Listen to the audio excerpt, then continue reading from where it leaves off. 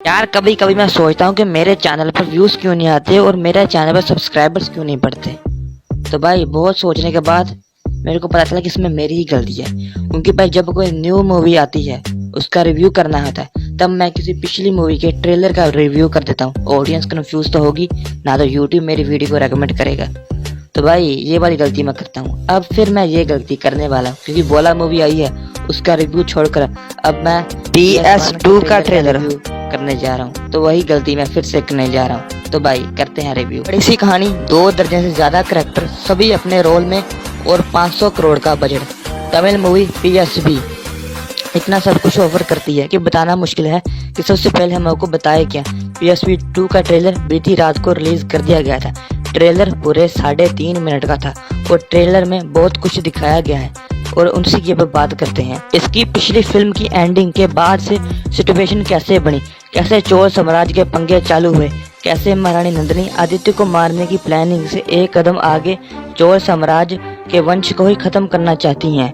अब ये कुछ 3.5 मिनट के ट्रेलर में ये सब कुछ दिखाया गया है। अब एक लाइन में कहूँ समझ रहे ना आप, लेकिन सुन के अच्छा लगा। तो अब इस ट्रेलर की सबसे बड़ी मुसीबत ये है कि इस फिल्म को 2 भागों में बनाया गया है। अब इस कहानी की उस बंदे को समझ आएगी जिसने इसका पिछला पार्ट देखा होगा। इस कहानी को आगे बनाना सबसे बड़ी दिक्कत है क्योंकि SS राजमौली ने कहा था कि 2 पार्ट में इस कहानी को दिखाना इम्पॉसिबल है। ये डायरेक्टर मणि रत्नम का ड्रीम प्रोजेक्ट है और ये एक ऐसी फिल्म है जो अपने पहले भाग के कुछ ही समय बाद रिलीज हो रही है। जैसे बाहुबली 2 साल के बाद रिलीज हुई थी, ये अपने भाग के दूसरे साल रिलीज हो रही है। अब हिस्ट्री की बात करें तो चोल साम्राज्य ने 1500 साल तक राज किया था। पूरी दुनिया में इससे ज्यादा किसी और किंगडम ने राज नहीं किया है। साउथ इंडिया के काफी सारे पुराने मंदिरों को चोल साम्राज्य में ही बनाया गया था। फिलीपींस से लेकर मलेशिया तक ये लोग घूमे। अब एक से एक कहानी होगी, लेकिन इसमें कृष्णमूर्ति की 5 नॉवल पर आधारित इस फिल्म को बनाया गया और सारे कैरेक्टर के बीच में स्टोरी को ढूंढना, जैसे रेलवे की रिजर्वेशन वाली लिस्ट में अपना नाम ढूंढना। और साफ शब्दों में को उस मूवी का पहला भाग नॉर्थ इंडियन लोगों को कुछ ज्यादा समझ में नहीं आया था। हिंदी लैंग्वेज में इस फिल्म में सिर्फ 25 करोड़ और 12 लाख की कमाई की और वर्ल्ड वाइड इस मूवी ने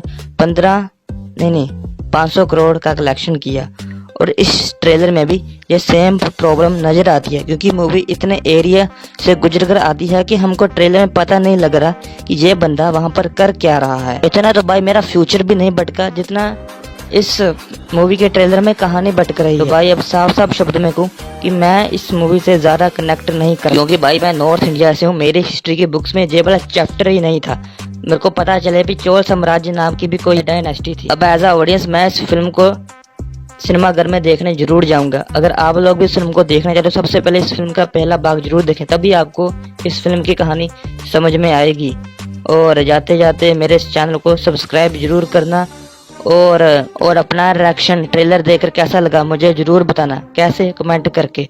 और जल्दी से मेरे 1000 सब्सक्राइबर कंप्लीट करवा दो भाई, कुछ तो यूट्यूब से मेरे को आए, जल्दी से करा दो ना यार। तो मिलते हैं किसी नेक्स्ट रिव्यू में, बोला का ही होगा।